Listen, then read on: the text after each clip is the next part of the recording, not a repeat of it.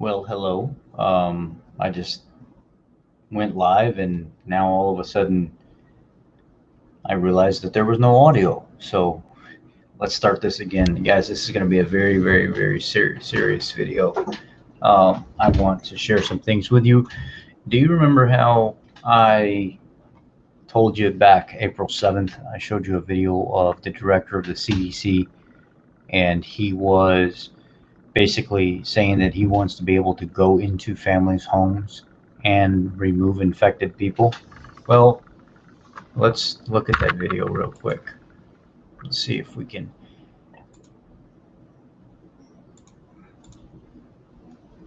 get to my video.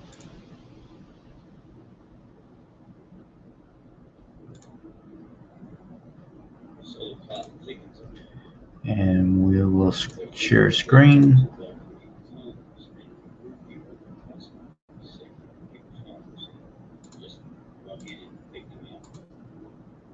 In most parts of the world, due to lockdown, most of the transmission that's actually happening in many countries now is happening in the household at family level. In some senses, transmission has been taken off the streets and pushed back into family units. Now we need to go and look in families to find those people who may be sick and remove them and isolate them in a safe and dignified manner. So this guy just said that he wants to be able to go in families' homes and remove them in a safe and dignified manner, when in the beginning they told us to go home if we were quarantined, or if we felt like we needed to be quarantined or we were sick. They told us to go home and stay there. And you notice how the WHO is saying go home and stay there, recover before you go back out in public, 14-day incubation period, yada, yada, yada. Now we have one of the directors, or the director of the CDC, coming forward saying he wants to be able to go in families' homes and remove them if they're sick. That's not what they told us in the beginning, but now that's what they're saying they wanted to do as of April 7th. Well, let me play that on my phone so I can get it a little louder for you.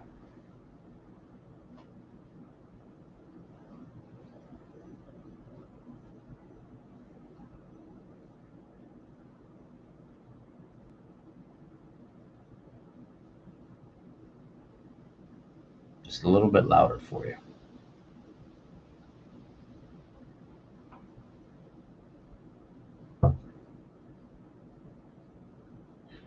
So the plot thickens a little bit.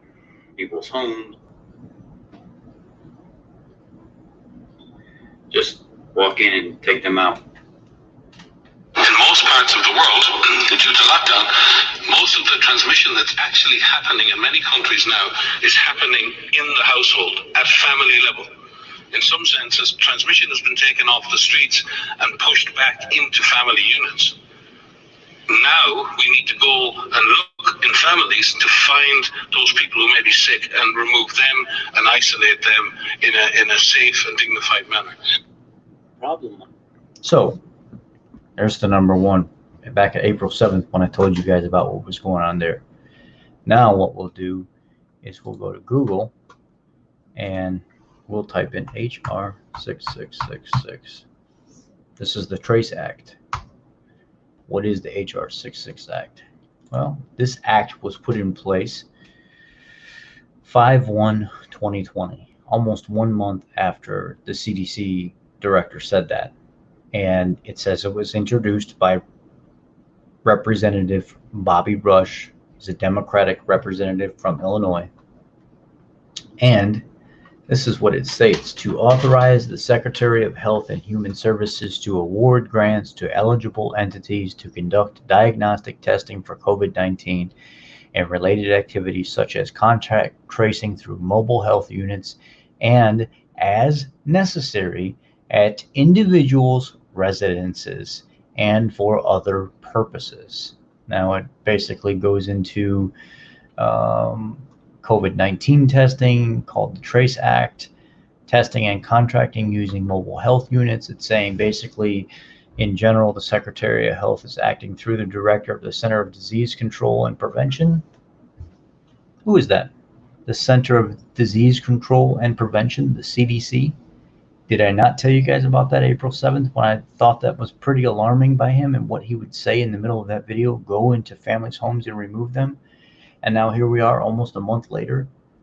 The Secretary of Health and Human Services acting through the Director of Centers for Disease Control, CDC.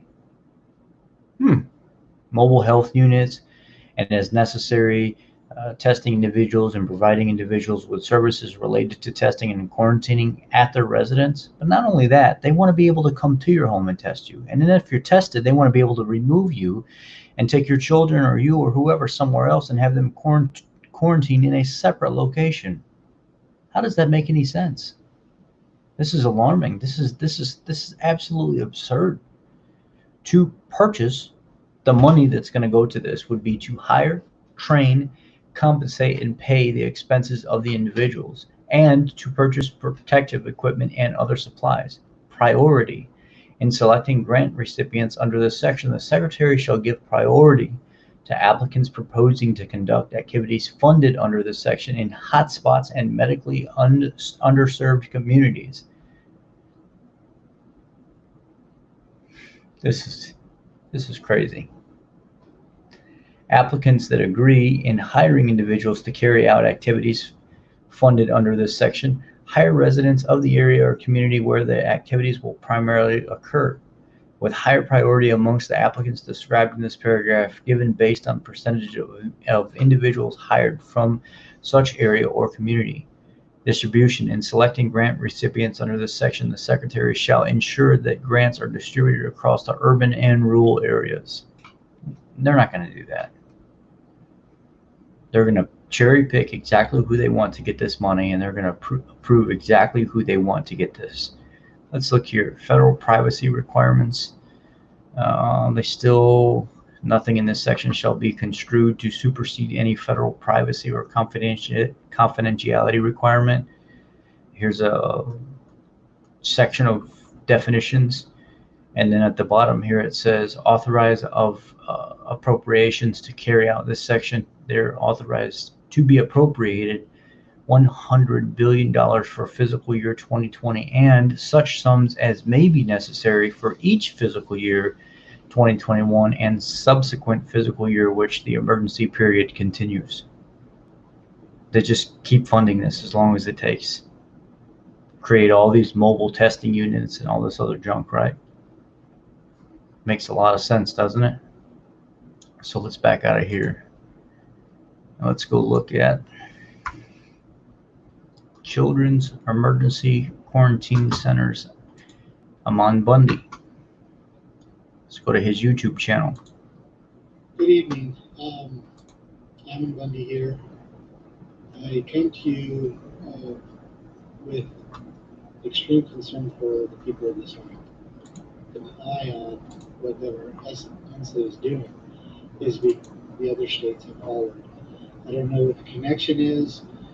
I really don't know, but he certainly hasn't changed any of the chronology of it, although it specifically says that it is important and particularly quarantine those people who get contact made by the contacts.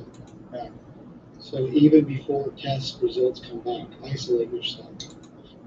So we're going to go here. I'm going to play the audio on my phone because for some reason it's not working that great on there.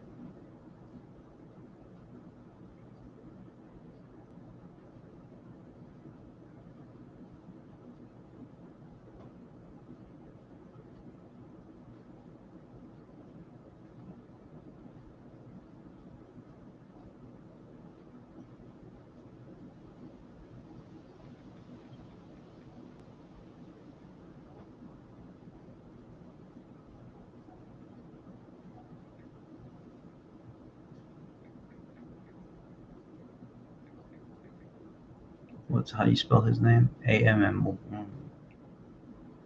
Children's Emergency Quarantine Centers. The fourth is to identify the contacts and quarantine those people who've had contact who may be at risk, even before that they have had a positive test. Okay, so he's talking about quarantine. He's not talking about voluntary quarantine. I'm going to try to match these up at the same time because the audio on the computer is not very loud. So I'm going to try to play them with, probably not going to work very well, but we'll see. Let's go to 316.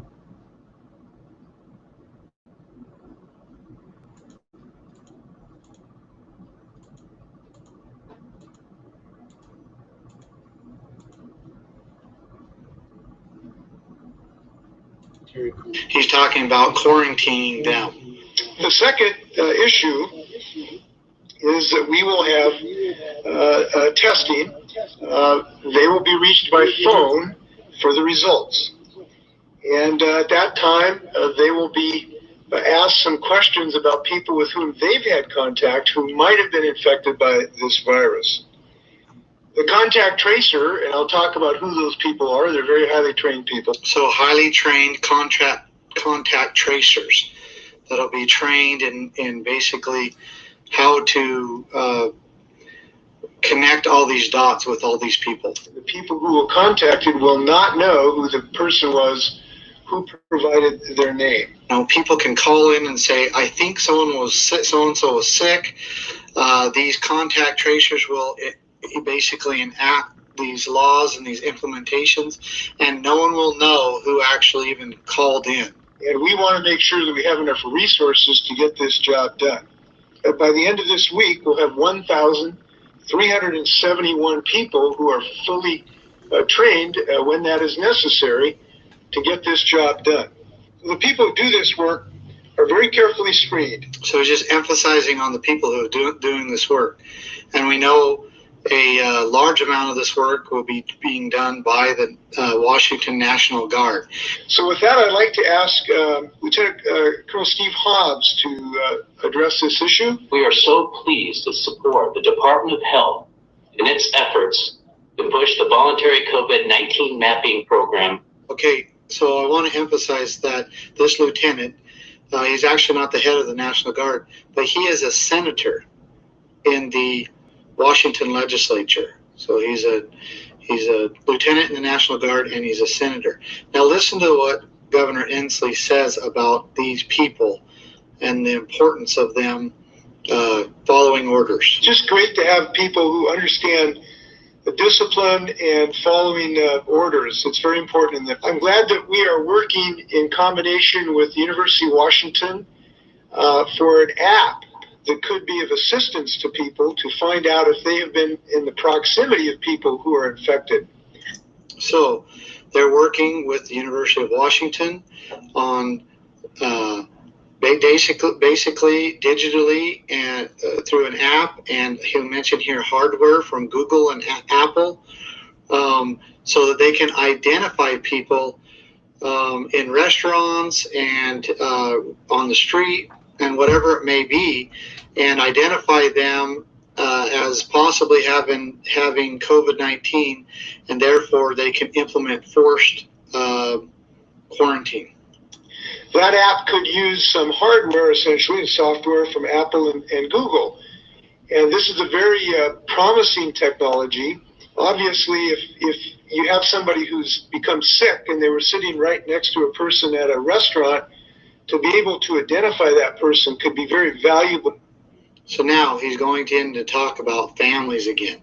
And notice how he talks about those who won't quarantine at their homes. Notice, and then I'm going to make a point after this. I wanted to talk just a little bit more about the isolation for families involved in this. So that means the household, the family will need to isolate with them. And if a person cannot do that, there will be other isolation facilities for them away from their household. Okay, so if he cannot, remember, that is not a choice. The way he is saying that is basically that they will be forced.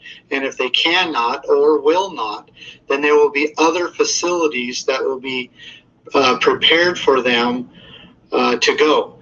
Now, the interesting thing is, and this is kind of the main point of this video and thing that really concerns me, and it's not just about the forced quarantines, but it's also about what they are planning on doing with the children that are in the situation of this forced quarantine. Now, I am sad to say that, and I'm getting here right now, that when I was given the understanding by someone in Washington that this was going on in Washington, or getting ready to go on, and then they said to me, and they're going to, there's children, youth and children's quarantine centers. And I said, I don't know if I believe that. I can't believe that they would actually take the children from their parents and put them in quarantine centers with people they don't know, doing things that they don't know, injecting, whatever into their body that their parents don't know. They surely wouldn't do that. And so I said, if you're going to say those things, you better give me some evidence. So they sent me some evidence, and and so I'm going to show it to you, or at least I'm going to read it to you. So if you go to governmentjobs.com, and you'll see that the Washington State Department of Children's, Youth, and Family has posted a job. You can also do it on ZipRecruiter. And you'll see again the Washington State Department of Children, Youth, Families. And this is what the ad for the job position is. DCYF, so the Department of Children, Youth, Family, is seeking current DCYF employees in King, Snohomish, and Benton counties to supervise and support children and youth in emergency quarantine centers. We are looking for current DCYF social services specialists, three S's, to care for children who are either COVID-19 positive or who may have been exposed to COVID-19. There are 3 locations: Cedar Springs Camp Visitation Center and Bethel Church. Responsibilities include supervising social service specialists, providing direct care and supervision, assessing and responding appropriately to meet children's needs, and engage in various educational and social activities with residents. I really wish that I was making this up. I really wish that I was making this up.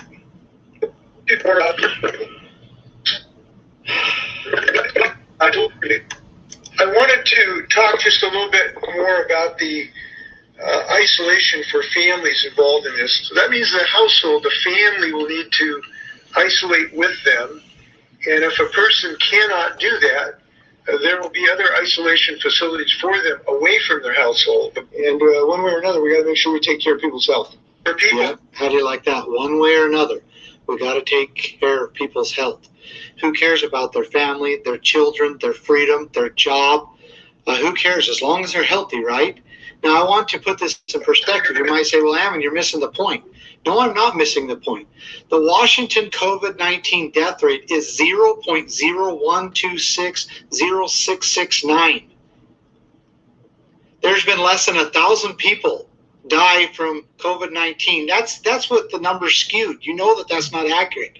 That's with them counting pneumonia, flu, all of that. They still only have 908 people that they've claimed died from COVID-19. There's 7.6 million people live in Washington.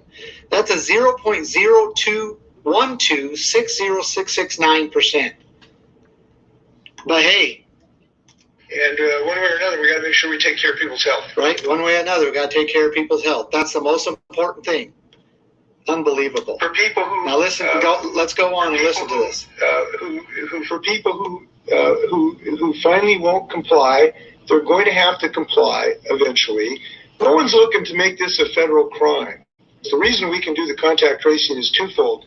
Number one, we've stood up an army, so to speak, and we now have 1,391 people who on just a couple days' notice can be available to do what's necessary to do this contact tracing. As far as refusal, it just shouldn't come to that, and it really hasn't. And that would be legally enforceable. We would make sure that people know the seriousness of that issue, It's one of the reasons I'm glad we have the Guard, who are very disciplined and follow orders. I'm glad we have Department of Licensing people and the Department of Health. The budget issue, as you know, our preliminary numbers is that we'll be at a, just under $7 billion deficit for the next 3 years, and this can be a real challenge for us. There's also something very wicked brewing in Washington, D.C. So Washington State and Washington, D.C. And again, I wish I was wrong. But the 116th Congress, that's our Congress right now in Washington, D.C., is proposing a bill. And it is H.R., again, it's hard to believe, but it's H.R. 6666. Now I'm going to read you the description at the very first paragraph. I've already read you the description of this bill. CDC Director April 7th says he wants to be able to go in families' homes and remove people. I put that video out and people were like, oh yeah, it's not that big a deal. It's not going to happen. Okay, then May 1st, Republican State Representative Bobby Rush submits the bill, the Trace Act, that nobody thought was going to end up happening. Nobody knew what it was or how it was going to happen. Everybody was blowing it off like, oh, he's just saying that. He doesn't, it's just a figure of speech, that's all. It's not a figure of speech. They put a bill in place to try to get stuff like that going. I mean, is this not obvious? Mobile testing units, removing you from your home, taking you to quarantine, and now all of a sudden the congressman or the governor in Washington threatening people that if they don't comply, they will make the National Guard make them comply, and doing this live so everybody can tell. I mean, I just don't get it. I don't get how people don't see through all this. If you guys aren't ready to fight, if you guys aren't ready to do something about a lot of this when this goes down, if it does pass, you got problems. These people are not the people you want to trust. I've given up on all government and all medical providers in general. After this, I'm completely done. It's like every man for himself. It's going to get to that point. And the problem is, people like me have been warning you guys exactly what the hell's been going on for weeks and weeks. Some people for years. And now it's coming to fruition. I played the video of the CDC director saying that he wants to take you out of your home. I talked to people about the HR 6666 bill weeks ago, and now all of a sudden the governor in Washington, which I pre-predicted, it's going to start on the West Coast. I said California specifically, but I knew it was going to be California or Washington. That's typically where it starts. And then it's going to progress. The mobile units, the spreading of companies that are going to have to train these people. And Washington must have known about this for quite some time for them to have everybody ready to go like that. And they just have been holding back, not talking about it. So for those of you that still believe you're Democratic politicians, even the Republicans too, for those of you that still believe in all that stuff, you better start second guessing what you believe in and start figuring out where you want your life to be and trying to figure out what you're going to do if this does pass and they start ripping people out of homes and stuff, what you're going to do when rubber has to meet the road, because it ain't going to be pretty. Be careful, guys. This HR 6666 Act looks pretty dangerous. It looks pretty dangerous. I would be very careful of this. I would do everything that you possibly can to stop this from passing. That's what I would do. This is not anything to play with. And now with the governor in Washington saying that this is something that they're going to push. This is ridiculous. Absolutely ridiculous. You guys better be ready. That's all I'm saying. All right, guys. I actually got up out of bed to make this video because the hamster started turning in my head, and I said, wait a second, I told them about the CDC on the 7th. Then Bobby Rush puts it into place on the 1st.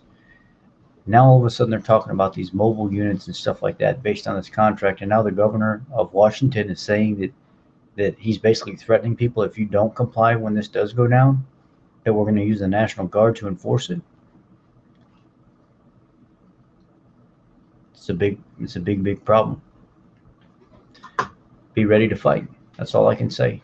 If this goes through, be ready to fight. All right, guys. I'm going to bed. Take care. Be blessed. I love you all.